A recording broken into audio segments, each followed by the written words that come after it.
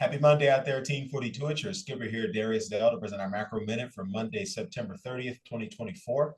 Hope everyone had a wonderful weekend. Some fantastic football on this weekend, so we're excited about that.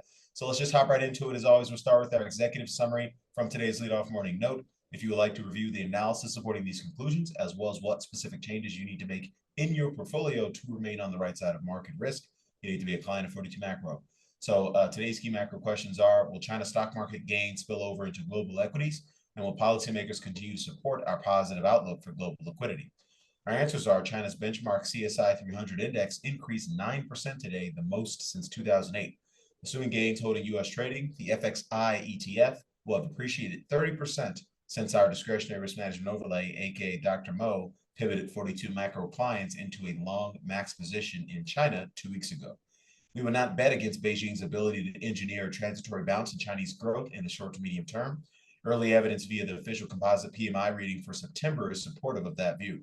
That implies investors may be forced to incrementally cover shorts in global cyclicals into and perhaps through year-end. We expect to continue observing evidence of central banks around the world prioritizing financial stability over price stability, as evidenced by most major central banks easing monetary policy amid above-target core inflation, actions that will likely extend their respective business cycles.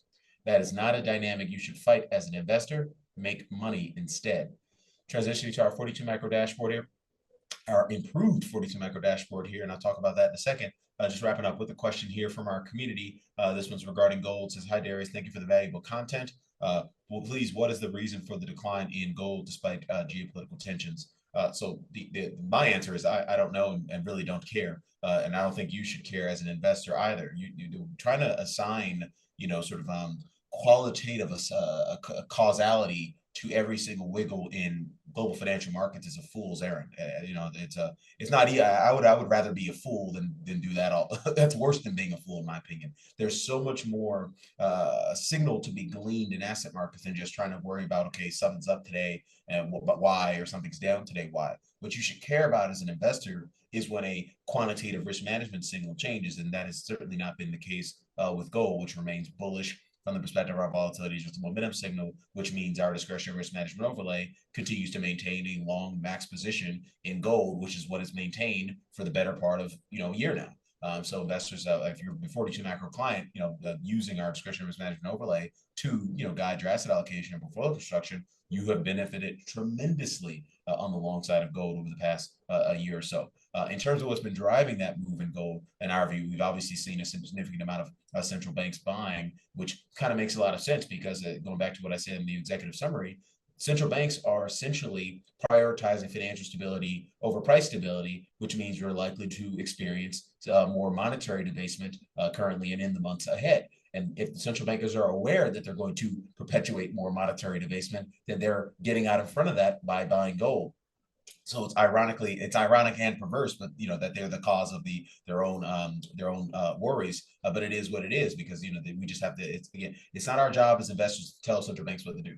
It's our job as investors to make money from their activities, bullish or bearish. And so we just want to make sure investors are well aware of that. So we'll wrap it up there in terms of the question. And the final thing I'll say is we just added our resources component to our dashboard here. Super pumped about that. This has been requested by popular demand in the resources section, which is organized by our three research products, their leadoff morning note, the Around the Horn, and the monthly macro scouting report. Each of them features a daily summary, as you can see here. That's an AI generated summary of the content, the audio version of the macro minute, and then you also have the full transcript of the entire webcast or the entire note in case investors want to review it that way. So this is certainly going to make it a lot easier for our clients to consume our content, to speed up the process and reduce the sort of energy it takes to consume our content. But at the end of the day, one of the things I think we do most well for our clients is clear, actionable signals through the lens of our KISS portfolio construction process. If you're a retail investor,